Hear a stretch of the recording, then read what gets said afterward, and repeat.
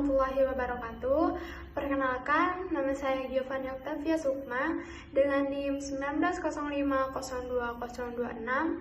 Dalam kesempatan ini, saya akan menjelaskan mengenai pengorganisasian pesan-pesan bisnis. Adapun tujuan dari pembahasan materi ini antara lain yaitu untuk mengetahui alasan mengapa pesan-pesan tak terorganisasi dengan baik, kemudian menjelaskan betapa pentingnya pengorganisasian pesan-pesan yang baik, kemudian mengetahui bagaimana pengorganisasian pesan-pesan bisnis melalui outline, dan yang terakhir mengetahui beberapa bentuk rencana organisasional. Nah, baik, kemudian kita memasuki materi yang pertama, yaitu mengenai hal-hal yang menyebabkan pesan-pesan tak terorganisasi dengan baik. Dalam suatu organisasi, pesan-pesan yang disampaikan oleh pimpinan kepada para bawahannya kadangkala tidak terorganisasi dengan baik. Hal ini menyebabkan pesan-pesan yang disampaikan tidak mengenai sasaran ataupun hasilnya tidak sesuai dengan yang diinginkan. Nah, mengapa hal ini bisa terjadi? Tidak terorganisasinya komunikasi dengan baik dapat disebabkan oleh beberapa hal, yaitu yang pertama seperti bertele-tele. Seringkali pesan pembuka awal sebuah surat terlalu panjang hingga mencapai beberapa paragraf, baru kemudian masuk ke topik pembahasan. Dengan kata lain, pesan-pesan awal terlalu bertele-tele sehingga pembaca memerlukan waktu yang cukup lama untuk memahami maksud pesan-pesan yang disampaikan. Kemudian faktor yang kedua yaitu memasukkan bahan-bahan yang tidak relevan. Nah, faktor berikutnya adalah adanya informasi yang tidak relevan dan tidak penting dalam pesan yang disampaikan kepada audiens. Informasi yang tidak relevan, di samping membuang-buang waktu, juga dapat membuat pesan-pesan yang disampaikan menjadi kabur, tidak jelas, dan bahkan sulit dipahami. Oleh karena itu, sebaiknya hanya informasi yang relevan dan penting saja yang disampaikan kepada audiens. Nah, kemudian yang ketiga yaitu menyajikan ide-ide secara logis. Penyebab selanjutnya adanya ide-ide yang tidak logis dan tidak terkait dengan topik bahasan yang disampaikan kepada audiens. Hal ini menyebabkan yaitu ketidaklancaran komunikasi karena audiens akan sulit untuk memahami poin-poin penting yang disampaikan. Nah, kemudian yang keempat, informasi penting kadangkala tidak tercakup di dalam pembahasan. Apabila pesan-pesan yang tidak relevan, pesan-pesan yang tidak penting, dan pesan-pesan yang bersifat bombastis lebih dominan, ada kecenderungan poin-poin penting yang justru terlupakan dari topik pembahasan. Karena terlalu banyak membahas hal-hal yang hanya bersifat pelengkap atau pendukung saja, sehingga poin-poin yang seharusnya memperoleh porsi bahasan lebih besar dia menjadi terabaikan. Nah, kemudian dari keempat masalah tersebut sering terjadi dalam komunikasi bisnis. Oleh karena itu, hal-hal yang perlu memperoleh perhatian yang seksama bagi para komunikator. Nah, kemudian kita memasuki materi yang kedua, yaitu mengenai pentingnya pengorganisasian yang baik. Dengan mengatur ide-ide secara logis, kemudian berurutan dan tidak bertele-tele, ide yang disampaikan akan dapat memuaskan kebutuhan-kebutuhan informasi, motivasi maupun praktis bagi para audiens. Mengorganisasi pesan-pesan secara baik adalah suatu tantangan bagi komunikator.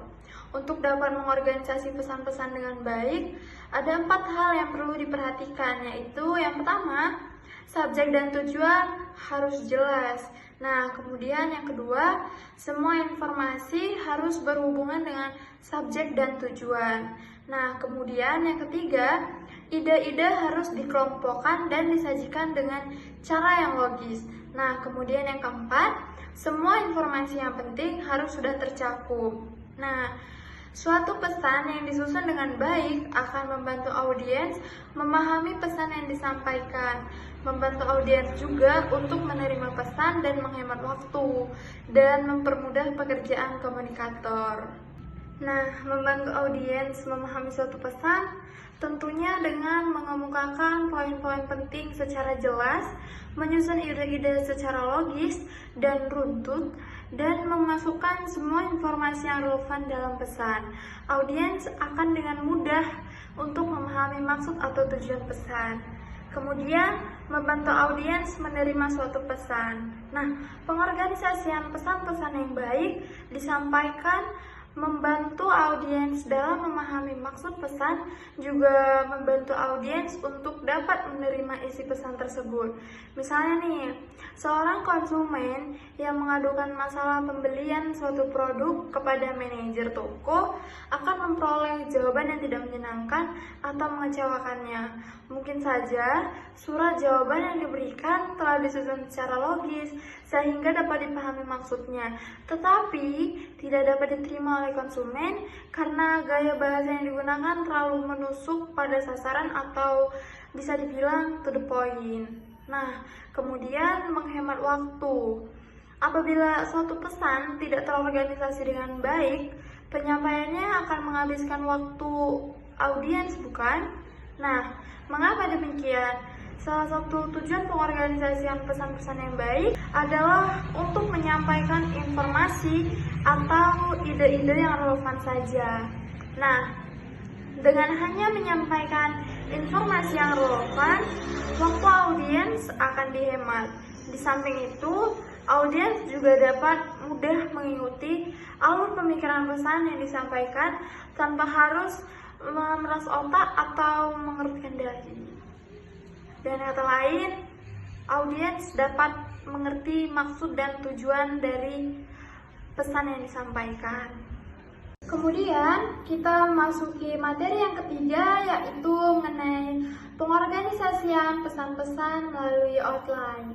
Pada dasarnya, untuk mencapai pengorganisasian yang baik, itu diperlukan dua proses tahapan. Nah, yang pertama itu untuk mendefinisikan dan mengelompokkan ide-ide.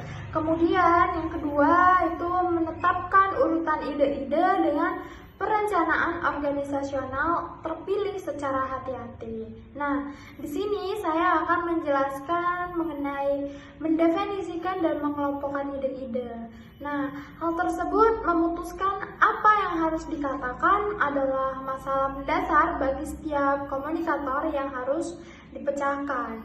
Jika materinya memang lemah dan tidak memiliki suatu gaya yang menarik, fakta yang ada akan kabur. Nah, cepat atau lambat, audiens bakal bisa nih menyimpulkan bahwa Anda benar-benar tidak mempunyai sesuatu yang bernilai sedikit pun. Apakah Anda menelpon, membuat 3 paragraf surat, atau menulis laporan 200 halaman, Anda akan mulai dengan mendefinisikan isi materinya. Semakin panjang dan kompleks, semakin penting tahap pertama ini. Apabila Anda menyusun pesan yang panjang dan kompleks, outline sangat diperlukan dan menjadi penting artinya. Mengapa demikian? Hal ini karena dengan adanya outline akan membantu Anda memvisualkan hubungan antara bagian yang satu dengan bagian yang lainnya. Di samping itu, outline juga akan menentukan untuk mengomunikasikan ide-ide dengan cara yang sistematik, efisien, serta efektif. Nah, melalui perencanaan yang baik, outline akan membantu Anda mengekspresikan transisi antara ide-ide sehingga audiens akan mengerti dan memahami pola pemikiran Anda. Nah, adapun susunan suatu outline secara garis besar dapat digolongkan ke dalam 3 golongan, yaitu yang pertama, mulailah dengan ide pokok.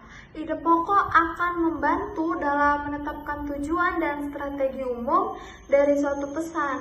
Ide pokok tersebut dapat dirangkum ke dalam 2 hal, yaitu yang pertama, apa yang Anda inginkan terhadap audiens untuk melakukan atau memikirkannya. Kemudian yang kedua, alasan yang mendasar mengapa mereka harus melakukan atau memikirkannya. Nah, ide pokok ini merupakan titik awal untuk membuat outline. Kemudian yang kedua, Nyatakan poin-poin pendukung yang penting. Setelah menetapkan ide pokok pesan yang akan disampaikan, tahap selanjutnya adalah menyusun poin-poin pendukung yang penting sebagai pendukung ide-ide pokok tersebut. Contohnya nih, seorang manajer pemasaran yang akan menyusun laporan penjualan tahun 2008 sampai 2010, ia perlu mempersiapkan data pendukung penjualan yang diperoleh dari berbagai kantor perwakilan ataupun kantor cabang yang tersebar di berbagai wilayah di tanah air untuk kurun waktu 3 tahun tersebut. Nah, kemudian yang terakhir yaitu ilustrasi dengan bukti-bukti. Tahap ketiga dalam menyusun outline adalah memberikan ilustrasi dengan mengemukakan bukti-bukti yang berhasil dikumpulkan. Semakin banyak bukti-bukti yang disajikan, outline yang ada akan menjadi semakin baik. Nah, di sini saya akan menjelaskan yang kedua, yaitu menentukan urutan dengan rencana organisasional. Nah, setelah Anda mendefinisikan dan menggolongkan ide-ide Anda siap nih untuk memutuskan bagaimana urutannya. Nah, untuk dapat menentukan urutannya, ada 2 pendekatan penting. Yang pertama, pendekatan langsung. Pendekatan langsung ini sering disebut juga dengan istilah pendekatan deduktif. Nah, ide pokok muncul paling awal, kemudian diikuti bukti-bukti pendukungnya. Gunakan pendekatan ini bila reaksi audiens cenderung positif atau menyenangkan.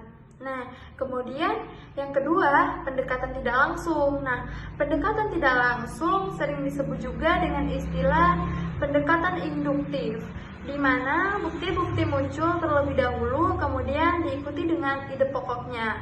Nah, gunakan pendekatan ini bila reaksi audiens cenderung negatif atau tidak menyenangkan. Nah, kedua pendekatan dasar tersebut dapat diterapkan baik untuk pesan-pesan singkat seperti memo dan surat maupun pesan-pesan formal atau panjang seperti laporan, usulan, dan presentasi. Nah, untuk memilih di antara kedua alternatif, Anda harus menganalisis bagaimana reaksi audiens terhadap maksud atau tujuan dari pesan-pesan yang Anda sampaikan.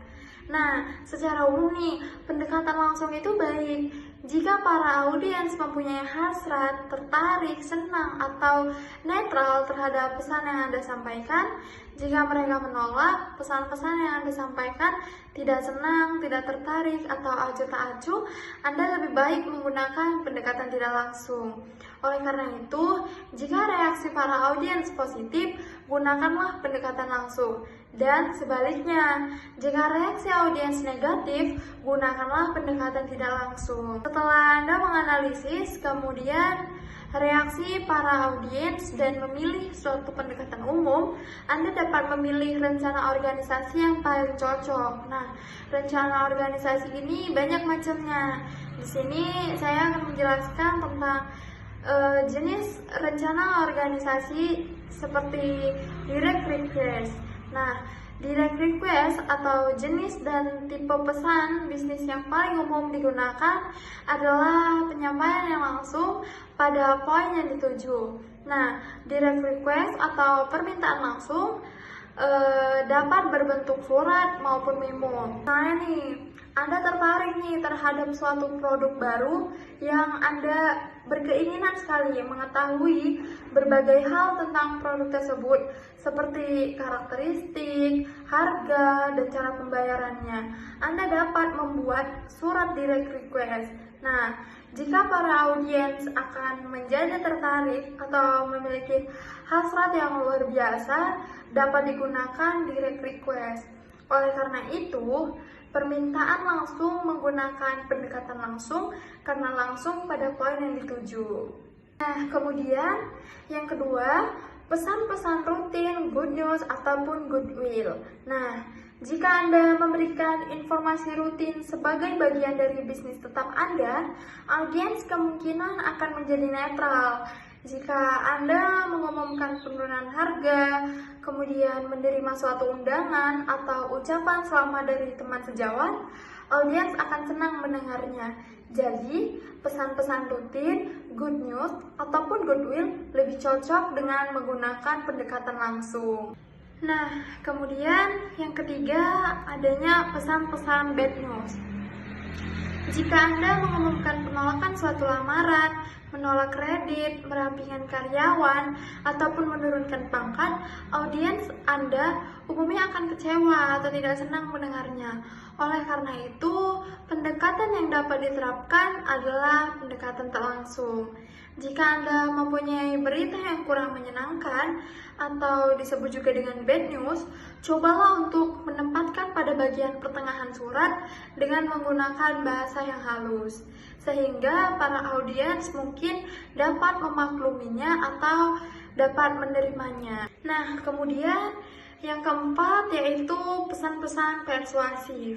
Bila audiens benar-benar tidak tertarik terhadap pesan-pesan yang Anda sampaikan, pesan-pesan persuasif dapat digunakan dan pendekatannya adalah dengan cara tak langsung untuk melakukan penagihan pinjaman dan penjualan produk. Nah, pendekatan yang digunakan adalah persuasi.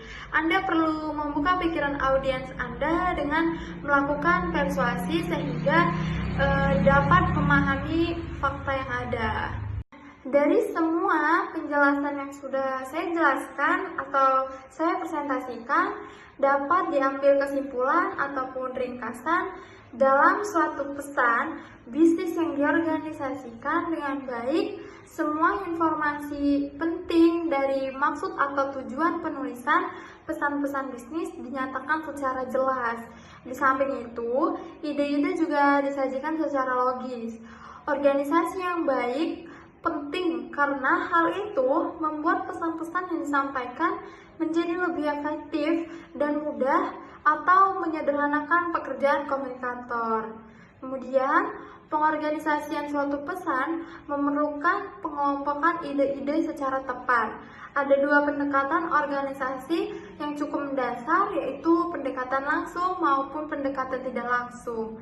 Dengan pendekatan langsung, ide pokok ditempatkan pada bagian terdahulu, kemudian baru diikuti bukti-bukti pendukungnya. Sedangkan dalam pendekatan tidak langsung, bukti-bukti pendukung ditempatkan terdahulu, kemudian diikuti dengan ide pokoknya.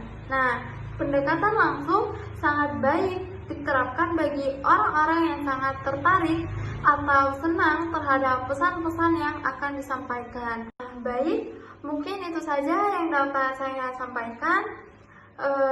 Lebih dan kurang saya mohon maaf. Maka presentasi ini saya tutup dengan wassalamualaikum warahmatullahi wabarakatuh.